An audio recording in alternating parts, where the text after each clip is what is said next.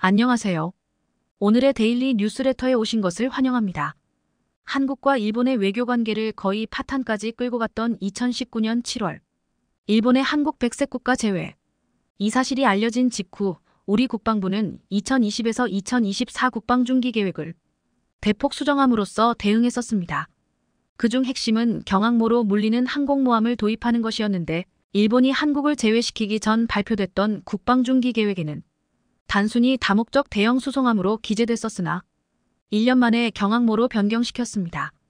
왜냐면 경항모는 철저하게 일본의 수출 규제에 대응하기 위해 수직 이착륙이 가능한 스텔스 전투기를 태우고 병력과 장비, 물자 수송 능력을 갖춘 3만 톤급 경항공모함을 도입해 일본에 겁을 주겠다는 겁니다. 이를 둘러싸고 국내에서도 엄청난 반발이 있었죠. 그런데 혹시 저 국방중기 계획에 등장했다가 쥐도 새도 모르게 지워버린 무기가 하나 있었다는 사실을 아시나요? 1990년대부터 연구를 시작했지만 성능은커녕 관련 논문조차 발표하지 못하도록 극비로 삼은 소위 악마의 무기가 잠시 신규 사업으로 등장했었는데요. 도대체 어떤 무기였을까요? 무모함도 이런 무모함이 있을 수 없습니다. 혹시 천조국이라 불리는 미국이 얼마나 많은 핵실험을 진행했는지 아시나요? 미국은 수수께끼와 같은 핵무기의 위력을 측정하기 위해 1945년부터 1992년까지 무려 1영회가 넘는 핵실험을 진행했었습니다. 미국 군사안보 전문 매체 더 내셔널 인터레스트에 따르면 미국은 1945년부터 47년 동안 32회의 크고 작은 핵실험을 진행한 것으로 알려졌습니다. 그중 가장 인상적인 핵실험은 1962년 7월 9일의 실험입니다. 이날 미국은 태평양 존스턴 섬 남서부 400km 상공에서 토르라는 핵미사일을 쏘는 실험을 감행했는데요. 코드명 스타피쉬 프라임 1.3메가톤의 수소폭탄을 상공 400km에서 폭발시켰는데, 이 폭발로 어떤 영향이 있을까들 관찰하던 관계자들은 충격에 빠졌습니다. 왜냐면 폭발 장소에서 450km 떨어진 하와이 호놀룰루에서 가로등과 경보기, 각종 전자기기들이 전부 박살났으니까요.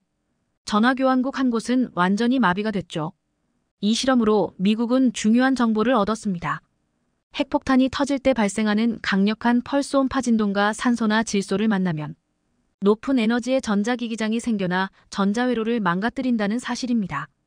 이 덕분에 적의 지휘통신과 전자기기를 한 방에 무력화시킬 수 있는 핵전자파 공격 무기의 개념이 생겨난 겁니다.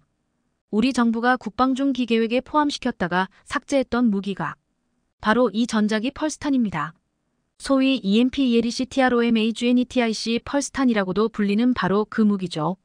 우리 국방부가 국방중기 계획에 이를 포함시켰던 것은 EMP탄이 터지면 영향권 내 모든 전자기기가 먹동이 되기 때문입니다.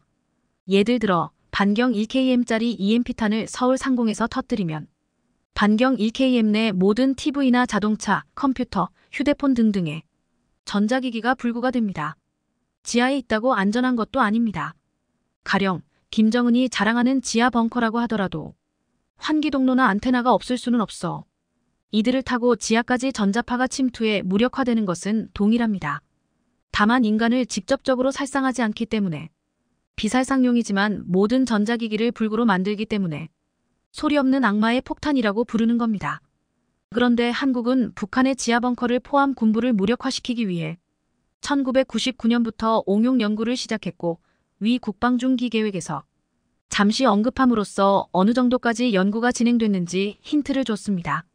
지난 2012년 국방과학연구소 ADD는 1999년부터 EMP 발생 기술 연구를 시작해 전자장비 기능을 마비시키는 기술을 개발했다며, 현재 반경 100M 내를 마비시키는 소프트 킬 수준이지만 더 진전시키면 전자장비를 실제로 파괴하는 하드킷 킬 수준에 도달할 것이라고 자신있게 말했습니다.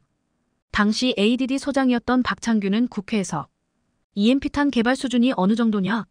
는 한 국회의원의 질의에 군에서 전력화를 요구하면 전력화할 수 있는 수준까지는 된 것 같다고 답하기도 했었죠. 당시 우리 군은 EMP탄을 2014년까지 개발할 계획이고, 이 폭탄으로 물리는 고출력 마이크로 웨이브 HPM탄도 개발할 계획이라고 언급했었습니다. 그로부터 정확히 10년이 지난 현재 한국은 반경 1에서 5km급 EMP 무기를 개발해 실전 배치가 가능한 정도로 보고 있지만, 이러한 내용을 정확히 파악하는 것은 불가능합니다. 왜냐하면 기밀 중 극비기밀의 경우 몇몇 핵심 관계자를 제외하고는 알 방법이 없으니까요.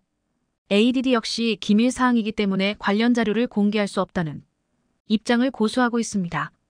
방위사업청은 2017년 2월 14일 국회 보고자료를 통해 EMP와 레이저 무기 등 26개 과제의 핵심 기술 개발을 위해 541억 원을 투입한다고 밝혔는데 2018년 1월 반경 1KM에 해당하는 EMP탄 개발에 성공했습니다. 당시 국방기술품질원과 방위사업청은 ADD의 주도로 1KM 유효거리를 가진 EMP 공격장치 시험 개발을 완료했다고 밝혔습니다. 2009년 유효 반경 100M에 해당하는 EMP탄 시험 개발에 성공했으나 반경을 1KM까지 넓힌 개발 성공을 공개한 것은 처음이었죠. 2018년 1월에 발표된 내용이기 때문에 분명 한국은 지난 5년간 상전벽해 수준의 발전을 이뤄냈을 것이고 2019년 여름 일본이 한국을 백색 국가에서 제외시키면서 국방중기 계획을 수정 발표하며 개발을 공식화한 건데요. 개인적으로는 군이 전력화를 요구하면 즉각 실전 배치시킬 수 있는 수준이 아닐까 조심스레 예상해봅니다. 물론 EMP탄은 한국만 개발에 나선 것은 아닙니다. 국방에 관심이 있다면 전 세계 거의 모든 국가가 개발 중인데 EMP탄은 핵과 비핵으로 나눌 수 있습니다. 핵 EMPNUCLEAR EMP는 말 그대로 핵폭탄의 폭발로부터 발생하는 자연 그대로의 전자기 펄스를 사용하는 겁니다. 핵폭탄은 그 자체로 EMP탄이므로 폭발과 동시에 전자기 펄스가 방출되므로 이를 이용하는 것이죠. 핵 EMP의 경우는 정치적인 결단이 필요하고 어마어마한 후폭풍이 있을 수 있어 대부분의 국가가 비핵 EMP에 난 누클리어 EMP를 개발하고 있습니다. 비핵 EMP는 운송체 내부의 전자기 펄스를 방출시키는 장치를 내장시켜 투하시킵니다. 전자기 펄스 유효 반경은 기술 수준으로 결정되기 때문에 국가마다 발전 수준이 다르고 핵무기처럼 정치적인 결단도 필요 없고 가격 또한 핵에 비하면 조족지열이죠. 그런데 지금 러시아 푸틴이 이 EMP탄으로 전 세계를 공포에 떨게 만들고 있습니다. 지난 17일 미 CNN은 미국 첩보당국 내에서 러시아가 인공위성을 파괴시키는 핵 전자기파 EMP, 이하 핵 EMP 무기 개발이 점점 더 구체적으로 논란이 되고 있다고 보도했습니다. 만약 이 핵 EMP가 사용되면 전 세계 휴대전화는 물론 인터넷 등등 상업위성에 의존하는 모든 기기가 마비될 것이라는 분석입니다. 앞서 지난 14일 마이크 터너미 하원 정보위원장은 심각한 국가 안보 위협에 관한 정보를 가지고 있다는 성명을 발표하면서 러시아의 핵 EMP 위협을 언급했는데 이후 백악관 국가안보소동 보좌관 존 커비가 위협의 구체적인 성격에 대해 공유할 수 있는 내용은 제한적이지만 러시아가 개발 중인데 위성 역량과 관련됐다고 확인할 수 있다며 논란에 불을 지폈죠. 미국 정부 당국자들은 러시아의 우주 핵무기 배치가 현실화되면 예측 물가한 방식으로 일상생활에 엄청난 혼란이 초래될 것을 우려하고 있는데요. 위성 동신이 세계 경제와 안보 등의 핵심적인 역할을 하고 있어 사실상 지구 전체가 한순간에 마비될 수도 있다는 것이죠. 다만 상업위성을 타겟으로 하는 이 무기가 상업위성보단 높은 궤도를 도는 GPS와 핵지휘 통제위성에도 영향을 줄 수 있는지 여부는 명확하지 않습니다. 한편 미 국방부를 포함한 정보기관은 수년간 EMP를 비롯해 위성을 공격할 잠재력이 있는 다양한 무기를 개발 중인 러시아의 움직임을 추적해왔는데 러시아는 핵 EMP로 알려진 신무기를 지속적으로 개발하고 있으며 진전이 있는 것으로 알려졌습니다. 특히 현재 전쟁 중인 우크라이나가 사용 중인 스페이스X의 위성 인터넷망인 스타링크를 무력화시킬 수 있다는 경고가 잇따르고 있습니다. 다만 만약 핵 EMP로 스타링크를 공격하게 되면 같은 궤도 공간에 있는 러시아의 위성에도 똑같은 피해를 입히기 때문에 러시아 입장에서는 그야말로 최후의 무기입니다. 이에 토니 물링컨 미 국무장관은 그나마 러시아와 대화가 통하는 중국 그리고 인도와의 회동에서 우주에서 핵폭발이 일어나면 미국 위성뿐 아니라 중국과 인도의 위성도 똑같이 파괴될 것이라며 우려를 전했죠. 만약 러시아가 우주에 핵무기를 배치하면 전 세계 모든 핵무기 보유국들도 안보를 이유로 전부 우주에 핵을 띄울 겁니다. 이제껏 생각지도 못한 전혀 새로운 위협이 현실화되는 것이죠. 그런데 거짓말 같은 무기 EMP탄이 실전에서 사용된 적이 있다는 점을 아시나요? 2003년 이라크입니다. 이라크를 침공한 미국은 이라크 방송국을 공격하기 위해 짧은 시간에 20억 와트 W 이상의 막대한 전자기파를 발생시키는 고출력 극초단파 하이 파워 마이크로웨이브 탄을 쐈습니다.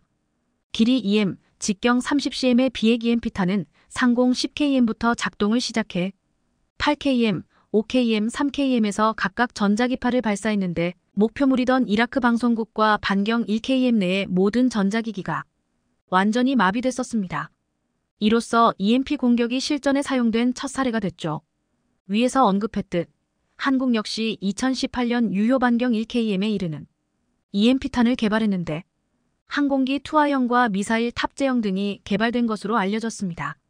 지금도 탄도미사일 및 순항미사일에 장착시켜 북한의 지휘소, 미사일 기지, 비행장, 방공 시스템을 무력화시킬 수 있는 무기들을 지속적으로 개발하고 있는 것으로 알려졌습니다.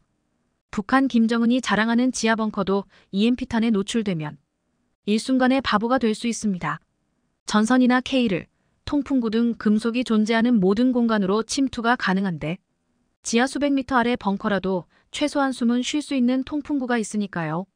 EMP 개발 분야에 있어서 북한이 한국보다 앞선 것으로 알려졌지만 한국의 개발 상황이 위협이 되는가 봅니다.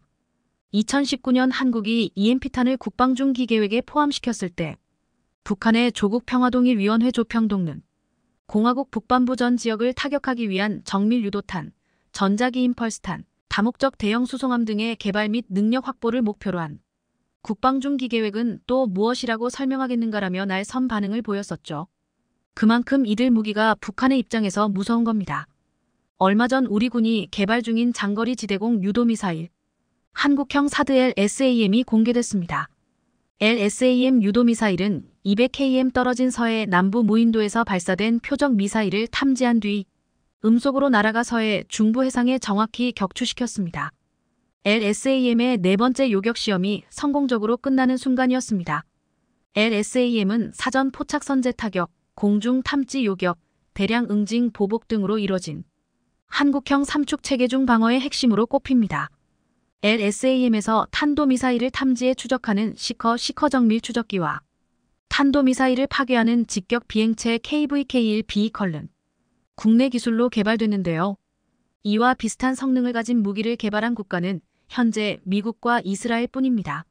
올해 초 UAE에서 개최된 IDEX 2023 방산 전시회 당시 이러한 기술력을 본 무함마드 빈 자이드 알 나하얀 대통령은 LSAM에 커다란 관심을 표명한 것으로 알려졌습니다. 그런데 이번 이스라엘 팔레스타인 전쟁에서 눈여겨볼 장면이 있습니다. 지금 보시는 장면은 하마스 특수부대가 이스라엘에 침투하는 장면입니다. 평화로운 오전 시간, 이스라엘 사람들은 하늘에서 수없이 내려오는 공수부대의 실체를 정확히 모르는 상황에서 그저 바라보고 있는 사람도 있었습니다. 그런데 이날 하마스 특수부대를 근거리에서 찍은 사진을 보면 그들이 타고 온 장비는 조악하기 이를 데 없었습니다. 고가의 낙하산도 아니고 아주 허술한 형태의 거대한 풍선이 달린 바이크이자 동력 패러글라이더였던 것입니다. 거대한 선풍기가 달린 바이크 위에 낙하산을 달아놓은 우스꽝스러운 형상이지만 하마스 특수부대원들은 이걸 타고 철책을 넘어 이스라엘을 급습했습니다. 충격적인 것은 그 비싼 아이언돔은 싸구려 동력 패러글라이더들이 침투하는 것을 막을 수 없었다는 점입니다. 자세히 보면 하마스 특전사들이 타고 온 바이크는 사실상 뼈대만 있는 2인승 바이크이고 기관총을 든 사수와 운전수가 탑승해 있습니다. 바이크 뒤에는 거대한 펜펜을 달아놨는데 바이크 위에는 낙하산이 펼쳐져 미끄러지듯 낙하할 수 있는 구조였습니다. 이 동력 패러글라이더가 실전에서 얼마나 유용할지는 미지수이고 바이크 뒤에 달린 펜이 공중에서 충분한 동력을 전달할 수 있는지도 알 수 없습니다. 하지만 하마스가 이런 장비를 침투 작전에 채용한 이유는 이스라엘군의 촘촘한 대공 방어망을 회피하기 위한 고육지책이었을 것으로 추측되고 있습니다. 그리고 그 방법은 가성비 측면에서도 상당히 효과적이었습니다. 이스라엘이 그토록 자랑했던 아이언돔은 레이더로 위험 물체를 감지한 뒤 미사일을 쏴 격추하는 방식입니다. 통상 레이더는 낮은 고도로 날아다니는 작은 물체는 포착하기 힘듭니다. 하마스 조직원들은 레이더의 탐지망에 걸리지는 않을 만큼 낮게 날 수 있는 조악하지만 효과적인 기체를 만들어낸 것으로 보입니다. 하마스 대원들이 동력 패러글라이더를 타고 착륙하는 모습은 SNS 등을 통해 공유됐고 이 장면을 본 많은 사람들의 공포심을 자극했습니다. 영국 데일리메일에 따르면 급습 당시 하마스 조직원을 직접 목격한 이스라엘 시민은 죽음이 이렇게까지 가깝게 느껴졌던 적이 없었다. 실존적 두려움을 느꼈고 이번에는 정말 모든 깨끗인 줄 알았다라고 당시 심경을 토로했습니다. 그런데 하마스 대원들의 침투 장면은 누구보다 분단국인 한국인들에게 커다란 공포감을 주었습니다. 휴전선을 사이에 두고 남북이 대치하고 있는 한반도에서 만일 북한이 저런 방식으로 침투하면 어떻게 되는 것인가? 휴전선 일대의 방공망도 저런 식이면 무력화되는 것은 아닌가? 남의 일 같지가 않았던 것입니다. 하지만 한국은 아이언돔을 완전히 능가할 만한 엄청난 방공망을 이미 완성해버렸습니다. 얼마 전 한국형 스타워즈 기술로 불리는 레이저 대공무기가 개발된 것입니다. 이 레이저 대공무기는 드론 요격용 레이저포로 북한의 무인기 공격에 대응할 수 있는 대표적인 무기로 손꼽힙니다. 우리나라가 내년부터 레이저 대공무기를 양산하면 세계 첫 레이저 대공무기를 배치하는 국가가 되는데요. 미국도 레이저 대공무기는 아직 실전 배치하지 못했기 때문입니다. 미 해군은 2020년 고에너지 레이저 무기를 공개했고 다음에 미 해병대는 적어도 대공 레이저 무기를 개발해 소형 드론을 요격, 격추하는 영상을 공개한 바 있는데요. 미 공군과 육군은 각각 F-35 스텔스기와 스트라이커 장갑차에 출력 50kW급 레이저 무기를 장착할 예정입니다. 영화 스타워즈를 보면 우주를 날아다니는 전투기들이 레이저포를 쏘는 장면이 나옵니다. 인기 게임 스타크래프트에서도 테란 종족의 레이저포는 가공할 파괴력을 보여줍니다. 공상과학 영화나 게임에서나 봤을 법한 레이저 무기가 실전 배치 단계로 진화하고 있습니다. 빛의 속도로 이동하는 지향성 에너지를 이용하는 레이저 무기는 사실상 회피가 불가능해 드론 미사일 등에 대한 최적의 요격 수단으로 주목받고 있는데요. 특히 저고도에서도 강한 위력을 발휘하는 만큼 우리에게는 반드시 필요한 무기입니다. 최근 한국국방과학연구소 ADD는 레이저 대공 무기의 시험평가를 진행했는데 평가 결과 국방부는 레이저 무기에 대해 전투용 적합 판정을 내렸습니다. 전투용 적합 판정을 받았다는 것은 무기 체계 개발이 완료됐고 본격적인 양산과 실전 배치가 가능하다는 의미입니다. 레이저 대공 무기에 대한 출력 등 세부 정보는 공개되지 않았으나 소형 드론을 격추할 수 있는 20kW급으로 추정됩니다. 레이저 무기는 고출력 에너지를 표적에 집중시켜 파괴하거나 무력화하는 기술로서 레이저 무기의 가장 큰 장점은 초당 30만 km를 이동하는 지향성 에너지를 이용해 마하 8.02 극초음속 미사일도 요격할 수 있습니다.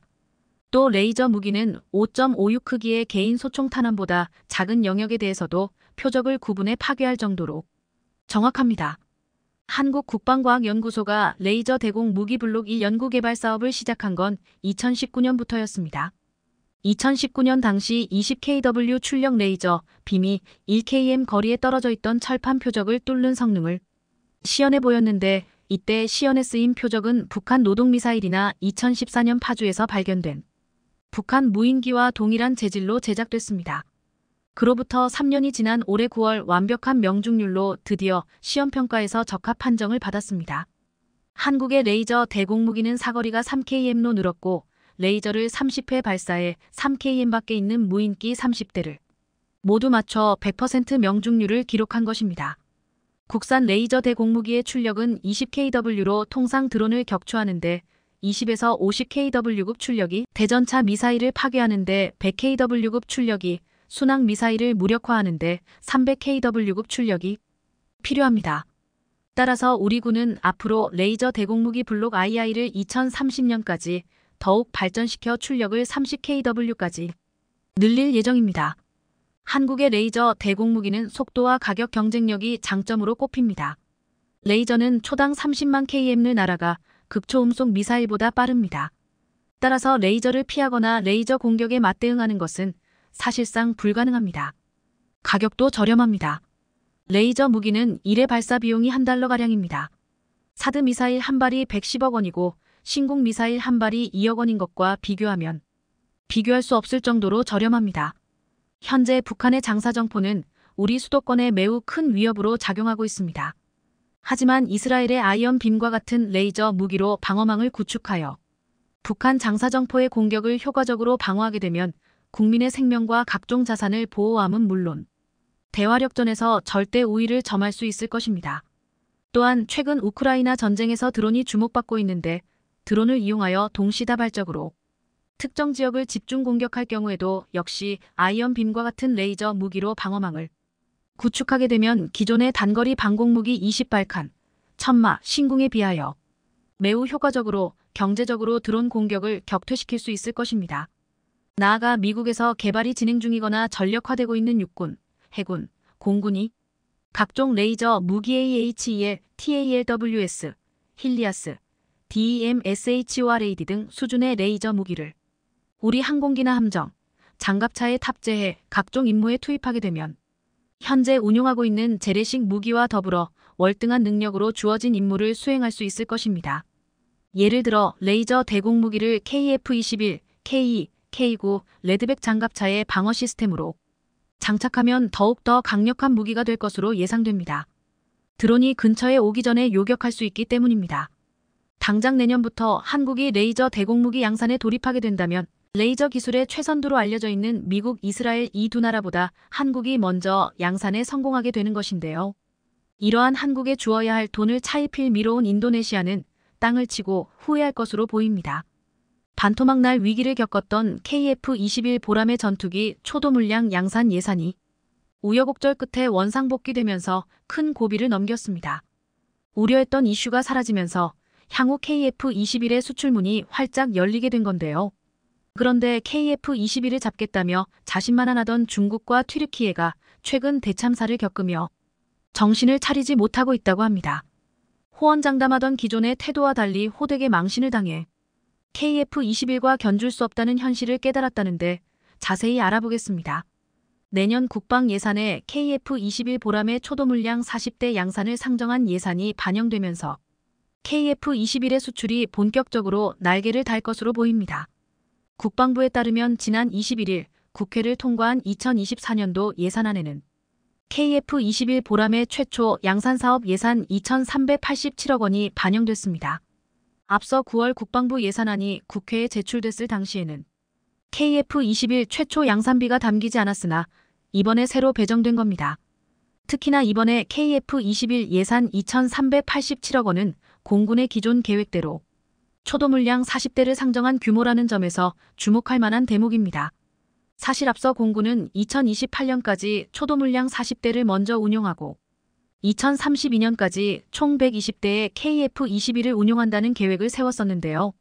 그런데 이 과정에서 KIDA가 KF-21 사업 타당성 조사에서 기술적 완성도의 미성숙을 이유로 들어 초도 물량을 20대로 줄이라고 하면서 큰 논란이 불거졌었습니다. KF-21의 초도 물량을 줄이면 일대당 생산 비용이 높아져 수출 경쟁력이 떨어질 뿐 아니라 당초 계획대로 설비 투자를 진행해온 방산업체들이 피해를 볼 수 있기 때문에 큰 난관에 부닥친 겁니다. 하지만 우리 군과 방사청이 초도 물량 40대 생산 필요성을 끊임없이 강조한 결과 40대로 추산된 비용이 확정됐고 결국엔 KF-21 사업이 탄력을 받게 됐는데요. 국방부 관계자는 이번 국회 논의 과정에서는 국방부와 방사청뿐 아니라 정치권에서도 KF-21 도입 사업을 예정대로 추진해야 한다는 공감대가 컸다고 설명했습니다. KF-21 양산에 착수한다는 건 KF-21의 하드웨어가 확정됐고 시각적인 결과물이 나오도록 작업한다는 의미로 탄탄대로를 걸을 수 있다는 의미이기도 합니다. 특히나 내년 양산 시작은 KF-21 수출 마케팅 활동에도 긍정적으로 작용하는 포인트라 우리 방산업계에 엄청난 호재입니다. 실제로 앞서 5월 KF-21은 잠정 전투용 적합 판정을 받았었습니다. 잠정 전투용 적합 판정은 항공함정과 같이 개발에서 최초 생산까지 오래 걸리는 무기체계를 신속하게 전력화하기 위해 연구개발 과정 중에도 양산을 허용하는 절차입니다. 적합 판정 이후 KAI는 각종 방산 전시회에서 KF-21 시제기를 전시하면서 잠정 전투용 적합 판정을 KF-21의 마케팅 포인트로 삼아왔는데요. KAI 관계자는 지금까지는 KF-21이 추상적인 개념도였다면 이제부터는 시각적인 결과물이 나오도록 작업한다는 의미로 보면 된다며 수출 마케팅에 확실히 도움이 되는 요소라고 말했습니다. KAI의 KF-21의 세일즈 활동은 이제 시작으로 국제방산전시회에서 기존 주력 상품인 FA50과 더불어 KF-21에 대한 세일즈 활동을 더 활발히 나서겠다는 게 KAI의 방침입니다. 실제로 KAI는 내년 2월 중동 최대 규모로 열리는 사우디 국제 방산 전시회 WDS 2024와 아시아 지역 최대 에어쇼인 싱가포르 에어쇼 2024에서 KF-21을 전시할 예정인데요. 그런데 최근 KF-21 개발을 더 서둘러 완료해야 하는 중요한 이유가 생겼습니다. 군사 매체 디펜스 뉴스에 따르면 미국 공군의 주력 전투기인 F-35 블록 4 버전이 하드웨어 설계 부족과 소프트웨어 통합 일정에 문제가 발생해 생산이 중단될 위기에 처했습니다. 정확히 어떤 부분에 문제가 있는지 밝혀지진 않았지만 심각한 상황이 펼쳐지고 있는 것으로, 이는 전 세계 전투기 시장에서 KF-21이 치고 나갈 절호의 기회가 될 것으로 보입니다. 이렇듯 KF-21이 엄청난 기회가 생긴 가운데 중국에서 이 소식을 들으면 크게 배아파할 것으로 예상되는데요. 앞서 중국에서는 KF-21의 첫 생산 물량을 40대에서 20대로 줄여야 한다는 사업 타당성 연구 결과 소식을 듣고는 이때다 싶어 KF-21을 깎아내리는 언론 보도를 엄청나게 쏟아냈었습니다. 실제로 중국 언론들은 KF-21에서 결함이 발견돼 초도 물량 수량을 20대로 줄이기로 했다며, 이에 따라 KF-21 가격 경쟁력을 잃고 글로벌 방산 시장에서 주목을 받지 못할 것이라고 비난을 퍼부었습니다. 중국 네티즌들도 공대지 미사일도 쏘지 못하는 전투기가 세계 최강이라고 우기고 있다. 한국에서 KF-21 일대가 중국 전투기 제2-20 10대를 이긴다고 했는데 KF-21 수백 대를 만들지 뭐하고 있는 거냐. 문제 있는 전투기를 양산한다니 중국을 걱정할 처지가 아니다. 애초에 KF-21이 잘 될 거라고 기대했던 사람도 없었다 등의 반응을 보였습니다. 그런데 최근 중국의 태도가 호떡 뒤집듯이 완전히 달라지는 등 이전과는 다른 분위기가 형성되고 있는데요. 다름 아닌 중국 관영 매체 CCTV에서 KF-21에 대해 집중 분석했는데 이례적으로 극찬하며 중국에 대한 위협이 될지도 모른다고 전하면서 KF-21을 치켜세운 겁니다. 중국 CCTV는 KF-21이 엄청난 성능을 갖추는 등 게임 체인저가 될 수 있다며 한국의 군사력이 확장하는 데 큰 역할을 할 것이라고 보도했습니다. CCTV는 한국이 세계 방산 시장을 먹으려는 야심을 드러내고 있다며 중국산 무기 수출의 강력한 경쟁자로 떠오르고 있어 중국도 첨단 무기로 대응할 필요가 있다고 강조했습니다. 그러면서 KF-21의 경우 중국과 달리 해외에서도 호평이 이어지고 있다며 한국 방산 무기 체계들이 엄청난 속도로 성능이 업그레이드되고 있어 한국을 경계해야 한다고 전했습니다. CCTV는 얼마 전 중국이 중국산 훈련기 L-15를 UAE에 수출하면서 중동 지역의 수출을 뚫었지만 최근 KF-21이 등장하면서 엄청난 위협이 되고 있다며 KF-21 개발이 완전히 마무리된 건 아니지만 미리 견제해야 한다고 밝혔습니다. 그러면서 KF-21과 글로벌 수출 시장에서 경쟁하려면 철저한 준비가 필요하며 제2-20 스텔스 전투기의 새로운 경쟁 모델로 부상할 수 있어 긴장해야 한다고 강조했습니다. CCTV는 한국은 KF-21의 미티어 미사일과 같은 첨단 미사일을 탑재하는 등 방산 선진국에서만 가능했던 AESA 레이더를 국산화하는 데 성공하면서 전 세계를 놀라게 했다며 KF-21 개발 속도도 괄목할 만한데 아직도 시험 비행이 완료되지 않은 제2-30 전투기를 빠르게 추격하고 있어 우려스럽다고 전했습니다. KF-21이 예상보다 빠르게 개발의 속도를 내고 있자 중국에서 이를 두려워하고 있는 것으로 보입니다. 그것도 그럴 것이 중국의 제2-30 스텔스 전투기의 경우 2010년 초 시제기를 만든 이후 개발 사업이 여전히 진행되고 있는 등 대량 양산에 착수하지 못할 정도로 전투기 성능에 의문이 가득한 상황이라 KF-21의 성과를 부러워할 수밖에 없는데요. 실제로 CCTV는 KF-21 조종사의 인터뷰를 인용하면서 2025년까지 무장을 탑재하는 등 개발이 완료될 거라고 전하며 FA-50을 운용하고 있는 국가에서 KF-21을 도입할 가능성이 커 한국산 전투기 수출이 더욱 탄력을 받을 거라고 내다보기도 했습니다. 한국 방산 부문에서 좋은 소식이 전해지면 어떻게든 비난하려고 안달이 나 있던 과거 중국의 태도와는 너무도 상반된 태도로 중국에서조차 한국 방산을 인정하지 않으면 안 되는 수준까지 올라선 것으로 보입니다. 이런 상황에 KF-21을 잡겠다며 자신만만 하던 튀르키예가 대망신을 당하는 일이 벌어졌습니다. 튀르키예는 자체 개발 전투기 칸을 선보이면서 KF-21을 추격한다는 호언장담했었는데요. 그런데 실상은 F-16 전투기 노화를 이유로 미국과 유럽으로부터 전투기 도입 거절을 당하자 어쩔 수 없이 중국에서 개발된 JF-17 전투기 도입을 검토하고 있는 등 자신감 있던 모습이 허언에 불과했다는 사실이 들통났습니다. 과거 한때 튀르키예는 한국과 차세대 전투기 사업 파트너로 낙점의 보람의 사업에 참여하기도 했지만 여러 가지 문제들로 인해 각자의 길로 가기로 결정했었습니다. 실제로 튀르키예에선 TF-칸 파트너로 KF-21 사업의 지분 20%까지 투자하는 방안을 검토했다고 합니다. 그러나 조건이 안 맞아 무산되면서 이후 한국과 튀르키예는 각각 KF-21과 TF-칸으로 진로를 확정했습니다. 그리고 그 결과는 KF-21이 개발 일정에서 TF-칸을 훨씬 앞서는 등 여러 방면에서 KF-21의 확실한 승리로 귀결되고 있습니다. 한국의 경우 KF-21 개발 과정에서 국산화율을 높이는 등 국내 기술로 전투기를 개발하려고 끊임없는 노력을 다한 끝에 성과를 낸 반면 튀르키예는 해외 기술 도입에 어려움을 겪으면서 사업의 속도가 나지 않았습니다. 그런데 갑자기 2년 전 터키의 100주년을 기념하기 위해 칸 전투기를 급히 외부에 공개하면서 사업이 순조로운 듯 보였지만 실제로 튀르키예의 군사 전문가 샘 도구투는 미 브레이킹 디펜스와의 인터뷰에서 전반적인 개발 일정이 빡빡하다며 아직 상세 설계 검토도 확정하지 못한 상태라고 말했습니다. 이에 따라 칸 전투기가 껍데기에 불과하며 칸이 KF-21의 강력한 경쟁자로 떠오르고 있다는 이야기가 허언에 불과했다는 사실이 드러나고 있습니다. 특히나 최근 튀르키예의 경우 F-16 전투기 프로그램에서 쫓겨났는데 설상가상으로 기존에 보유한 전투기들의 노후화가 엄청나게 진행되고 있는 상황입니다. 이렇듯 튀르키예 미국의 군수 지원이 중단되자 유럽 타이푼 전투기를 도입을 차선책으로 생각했지만 이마저도 독일의 반대로 인하 물거품됐습니다. 상황이 이러자 울며 겨자 먹기로 중국에서 개발된 JF-17 전투기 도입을 위해 중국에게 손을 벌리고 있는 상황인데요. 칸 전투기가 5세대라며 KF-21보다 앞섰다고 자화자찬했던 튀르키예의 현 상황을 보면 어이가 없는데요. 아직까지 첫 번째 비행도 성공하지 못한 자국의 전투기를 KF-21과 비교하다니 튀르키예의 자신감이 어디서 나왔는지 모르겠습니다. 최근 우리 공군의 차기 대형 수송기 도입 사업에서 미국의 거대 방위산업체 록히드 마틴이 처참하게 무릎을 꿇는 일이 벌어지면서 전 세계 방산업계에 큰 충격을 안겨줬습니다.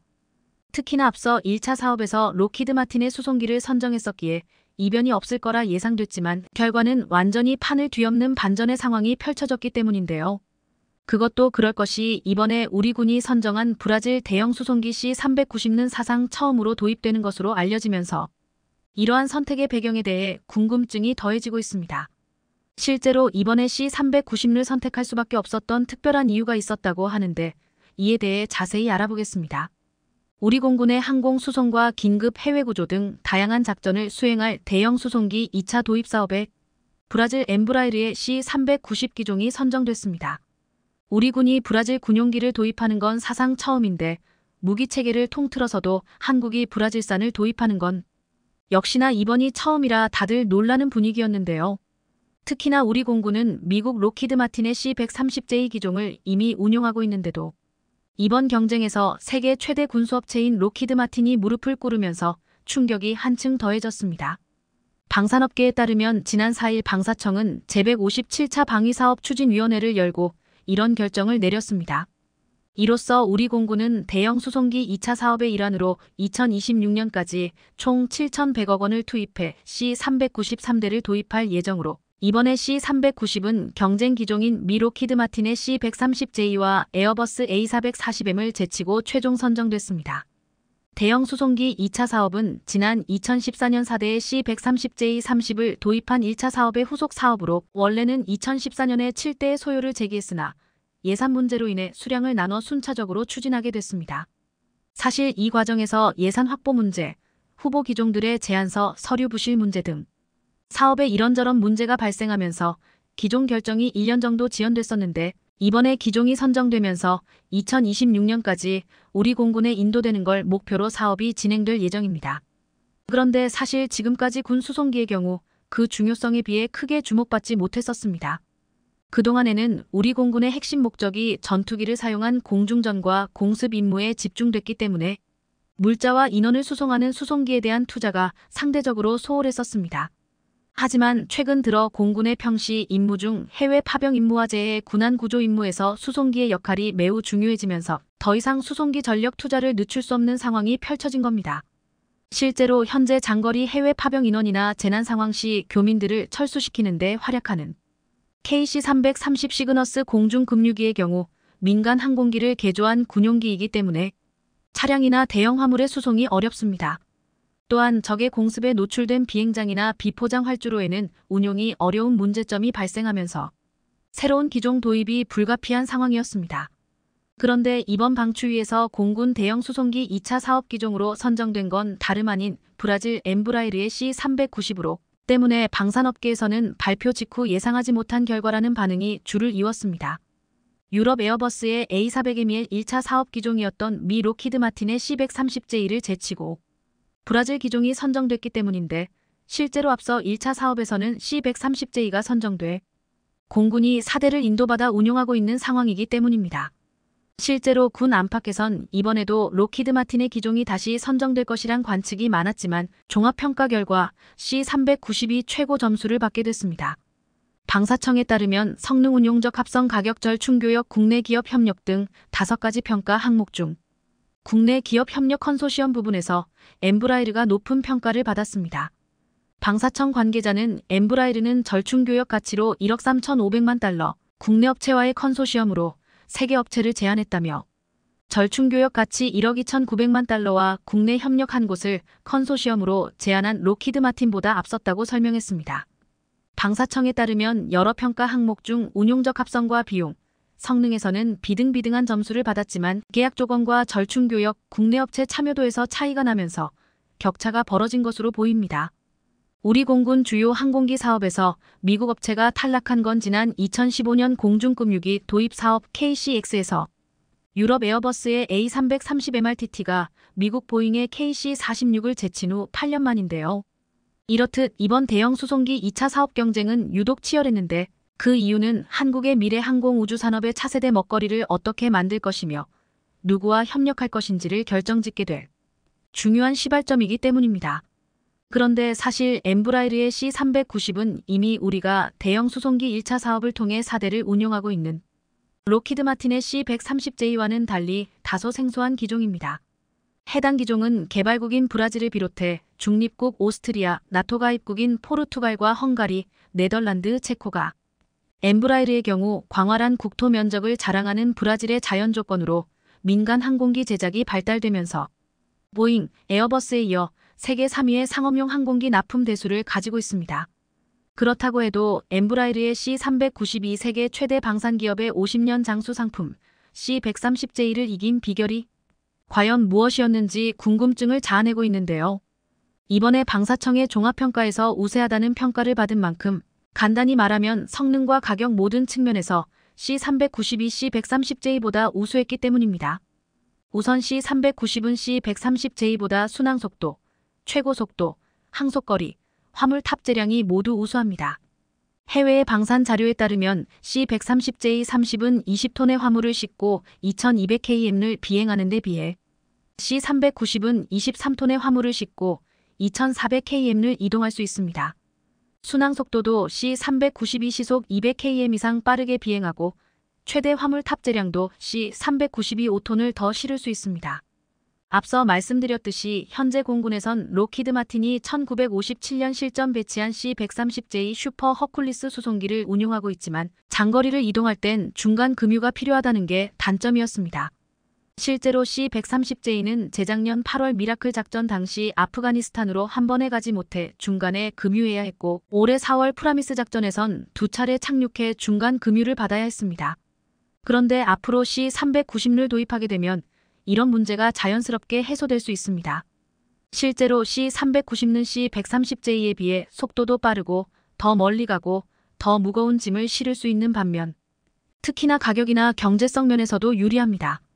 그도 그럴 것이 C-130J는 군용으로만 쓰이는 터보프롭 엔진 4기를 장착했지만 C-390은 에어버스 A320 여객기에 사용되는 민수용 최신 터보팬 엔진 2기를 달았습니다. 검증된 민수용 터보팬 엔진을 사용해서 출력은 더 높지만 역으로 운용 비용과 연비는 더 우수한 게 C-390의 핵심 경쟁력이 된 셈입니다. 더구나 기종을 선정할 때 중요한 고려 요소인 절충교역, 다시 말해서 무기를 도입하는 대신 대응구매나 국산화 기술 이전을 실시하는 부분에서도 브라질이 더욱더 우세했습니다. 엠브라이르 방위산업 부분 CEO 잭슨 슈나이더는 방안에 C-390 정비센터 건설을 약속하는 등 적극적으로 기술 협력에 나서겠다는 점을 강하게 어필했었습니다. 반면 록히드 마틴은 기술 이전이나 절충 교역을 위해 미 국무부와 미군과의 협의가 필요해 여러모로 융통성이 떨어지는 편이었습니다. 특히나 이번 결정의 승패는 국내 업체 참여 부분에서 갈렸다고 해도 과언이 아닙니다. 록히드 마틴이 국내 한 개 업체를 대상으로 1억 2,900만 달러를 제안한 반면 엠브라이르는 세계 업체에 1억 3,500만 달러 상당의 부품을 생산하도록 조건을 제시하는 등 결국엔 우리 방산업체에 도움이 되는 선택으로 마무리된 겁니다. 이번 선택으로 인해 앞으로 한국은 글로벌 항공업체들의 공급망에 가입할 수 있는 기회의 장을 열게 됐는데요. 여기에 더해 앞으로 한국형 다목적 수송기 사업에 대해 더욱더 관심이 쏠리며 급물살을 타게 될 것으로 보입니다. 벌써부터 앞서 올해 초 UAE와 공동개발하기로 체결한 다목적 수송기 국제공동개발 MOU에 대해 방산업계의 시선이 다시 쏠리고 있는 상황입니다. 수송기를 만든 경험이 없는 한국과 UAE가 이를 개발하기 위해 손을 잡았다는 점에서 놀라움을 자아냈는데 특히나 수송기 국산화에 본격적으로 나설 수 있게 됐다는 점에서 획기적인 일로 평가되고 있습니다. 다목적 수송기란 말 그대로 화물 운송은 물론 여객 운송, 특수 임무 수행 등 용도가 다양한데 우리 공군이 보유한 중형 수송기 KC-330, C-130이 대표적입니다. 앞서 KAI가 UAE와 체결한 MOU가 더욱더 의미 있는 건 한국의 경우 다목적 수송기 자체의 개발을 모색해오던 차에 국제 공동개발 형식으로 날개를 달게 됐기 때문입니다. KAI는 이미 2021년에 KCX라는 프로젝트명으로 수송 중량 최대 20톤급의 축소 모형을 공개했었고 작년에는 MCX라는 프로젝트명의 30톤급 축소 모델도 내놓았었습니다. KAI에 따르면 MCX 다목적 수송기는 최고 시속 850km, 항속거리 최대 5000km 성능을 갖췄는데 2035년 양산을 목표로 잡고 있는 중입니다. MCX의 개발비만 총 3조 원, 양산비는 18조 원에 달할 것으로 추산되며 개발 기간은 최대 11년으로 잡고 있는데 빠르면 내년부터 체계 개발에 돌입한다는 방침입니다. 이렇듯 현재는 밑그림에 불과한 MCX 사업에 UAE가 공동 투자로 참여하게 된다면 엄청나게 가속도가 붙을 것으로 보이는데요. 예를 들어 개발 기간을 줄이는 건 물론 개발 비용 규모에 따라 사업 내용도 조정될 수 있을 것으로 예상됩니다.